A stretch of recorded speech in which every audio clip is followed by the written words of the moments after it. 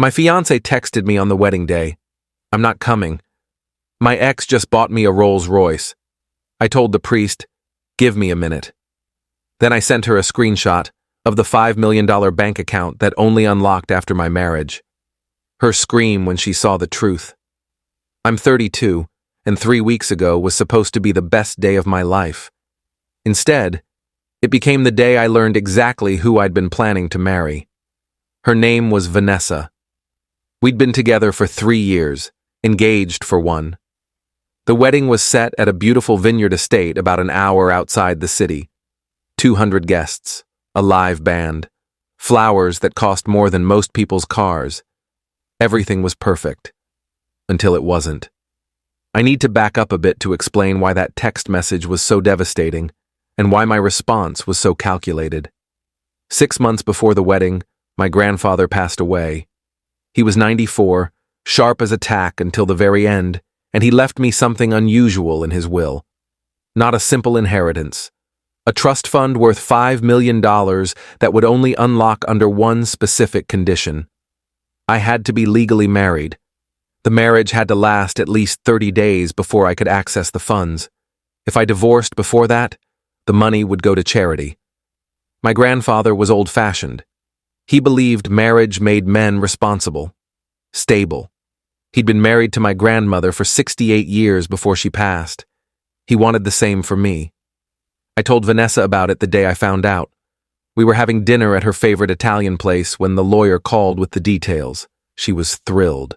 Actually jumped up from the table and hugged me. She started talking about what we'd do with the money, renovate the house we'd just bought, take a year off to travel, maybe start a business together. I should have noticed how quickly her mind went to spending it. But I was grieving and in love, so I missed the signs. The weeks leading up to the wedding were strange. Vanessa became distant.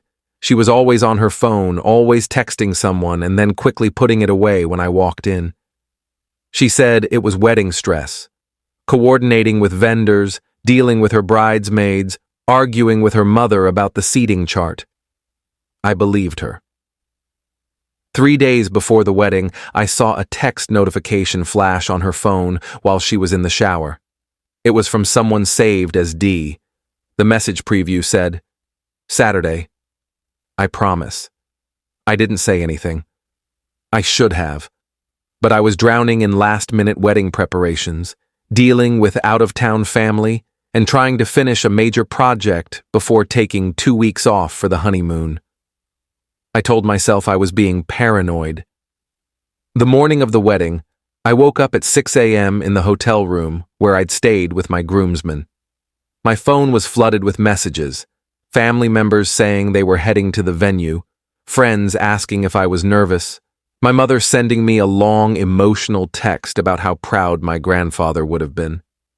I was nervous, excited, terrified in that good way you're supposed to feel before your wedding. Vanessa and I had agreed not to text each other that morning. Bad luck to communicate before seeing each other at the altar or something. So when my phone buzzed at 10:30 a.m. with a message from her, my stomach dropped before I even read it. I'm not coming. I stared at the screen. Read it 3 times. Thought maybe it was a joke, a nervous breakdown. Cold feet. Then the next message came through. My ex just bought me a Rolls-Royce, a Qley. Do you know how much that costs? He's been trying to get me back for months. I thought he was just talking. But he showed up at my hotel this morning with the keys. The car is in my name, fully paid. Then another message. I'm sorry. I know this is awful timing, but I can't marry you knowing what I'd be giving up. Derek can give me everything. He's a crypto millionaire. You're great, but you're not that. I hope you understand. I sat on the edge of the hotel bed in my tuxedo pants and undershirt, holding my phone while my groomsmen were in the next room laughing about something. The wedding started in 90 minutes. 200 people were probably already at the venue. The caterers were setting up, the band was doing sound check, and my fiancée just told me she was leaving me for a Rolls-Royce. My best man, Tyler, knocked on the door. Dude, we gotta leave in 20. You almost ready? I didn't answer. I just kept staring at the messages. Another text came through. This one had a photo attached. Vanessa standing next to a white Rolls-Royce Cullinan, holding the keys, smiling wider than I'd ever seen her smile, not even on the day I proposed. The caption, "New life starts now." That's when something cold and calm settled over me. I wasn't angry. I wasn't heartbroken. I was clear, perfectly, crystalline, clear. I opened my banking app, navigated to the trust account my grandfather's lawyer had set up, the one that showed a balance of $5 million, but was locked until 30 days after my marriage certificate was filed. I took a screenshot. Then I opened my messages and typed one response to Vanessa. "I understand. Enjoy the car." Then I sent the screenshot with a single line of text. "By the way, this unlocks 30 days after marriage. Guess you should have waited to check the full terms of Grandpa's will. Have a nice life."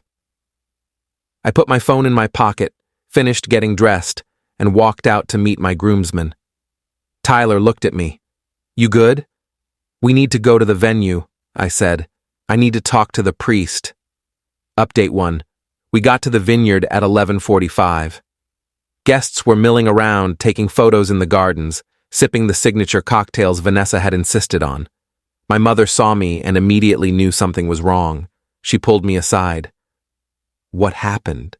"Vanessa's not coming." Her face went white. "What do you mean she's not coming?" "I mean, she left me for her ex-boyfriend. This morning, about an hour ago." My mother said something I won't repeat here, but it involved several creative curse words I didn't know she knew. I found Father Mitchell, the priest we'd hired.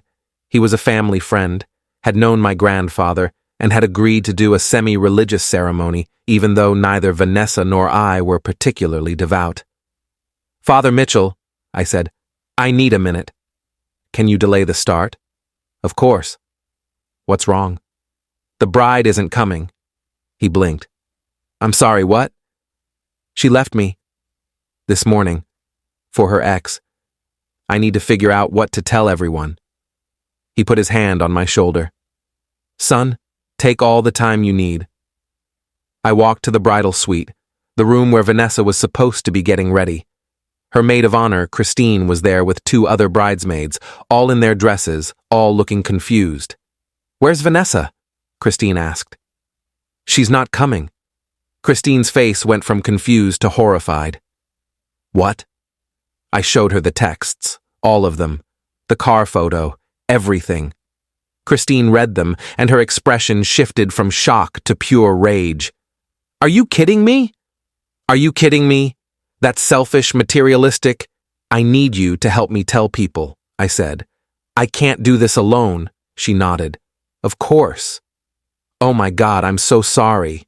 Update 2. By 12:30, most of the guests knew. My family was furious. Vanessa's family was mortified.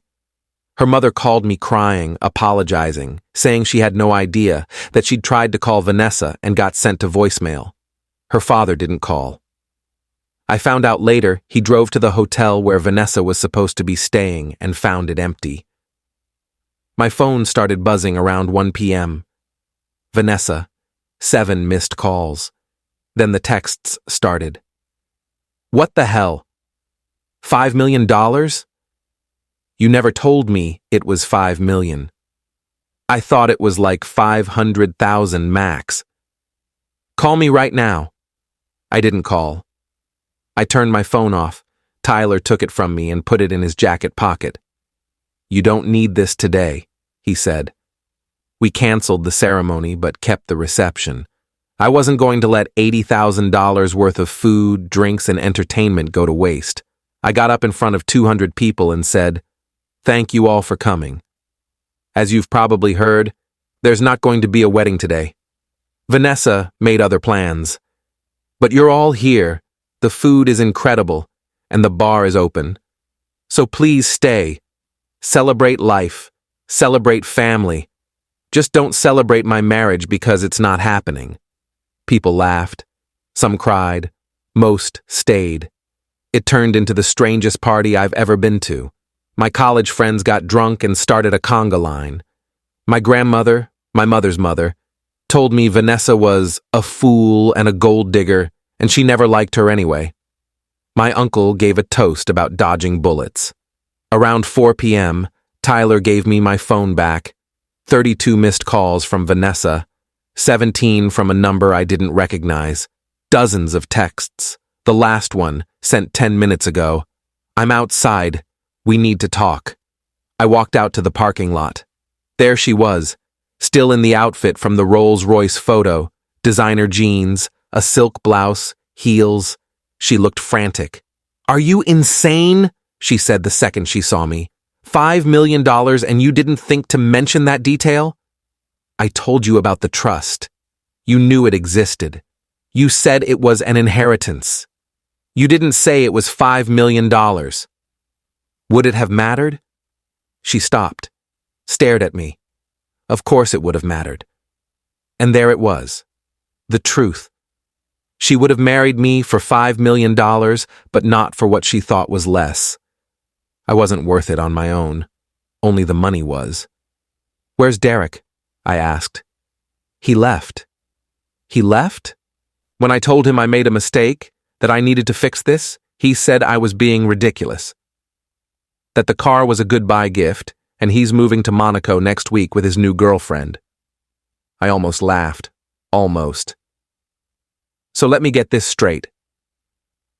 You left me for a guy who bought you a car as a breakup present, and now you want to come back because you found out I'm worth more than you thought.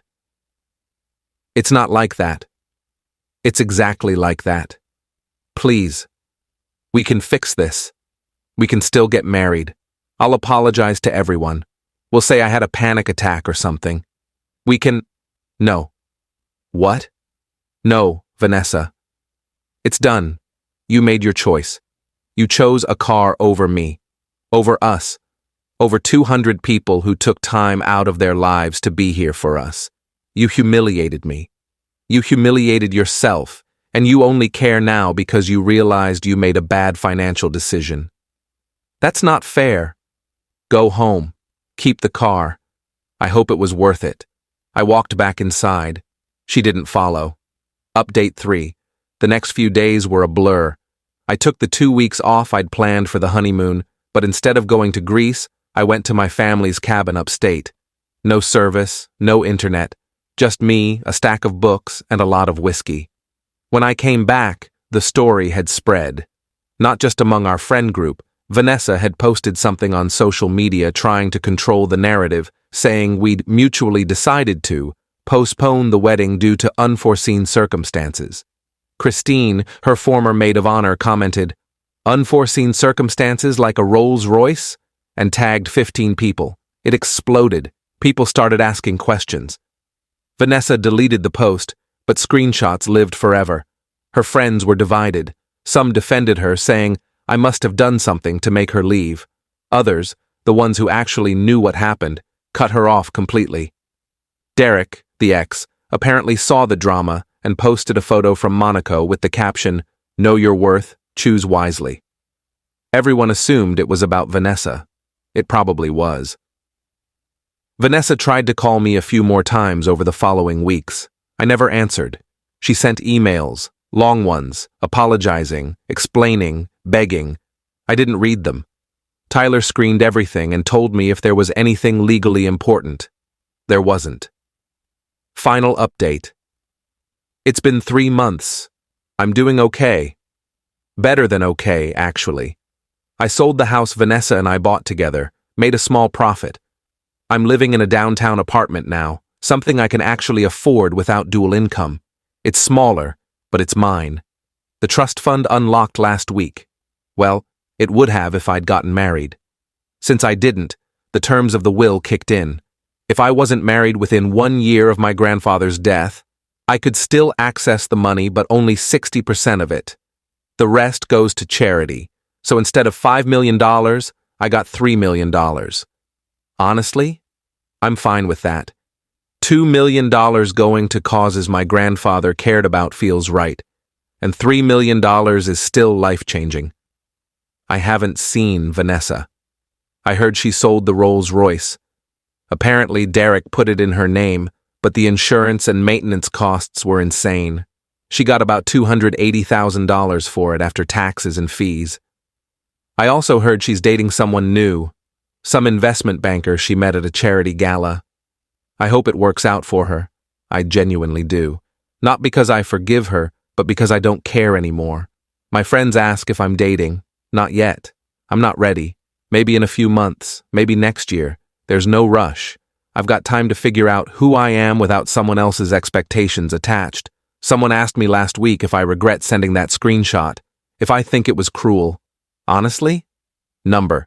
She made a choice based on money. I just showed her what she was walking away from. If that makes me petty, fine. I'm petty, but I'm also single, and I'm also not married to someone who values cars more than commitment.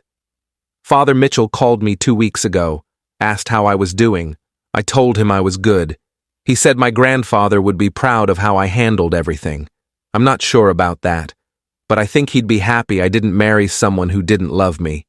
That's enough. Edit. A lot of people are asking what happened to the Rolls-Royce. Vanessa sold it 3 weeks after the wedding. Turns out owning a $400,000 car when you make $60,000 a year isn't sustainable. She netted about $280,000 after dealer fees and taxes. Edit 2. No, I'm not giving Vanessa any of the trust money. Several people have suggested she might have a legal claim since we were engaged. My lawyer laughed when I asked him about it. The trust was in my name, established before the engagement, and conditional on marriage. Since we never married, she has zero claim. Even if we had married and divorced before 30 days, she'd have gotten nothing.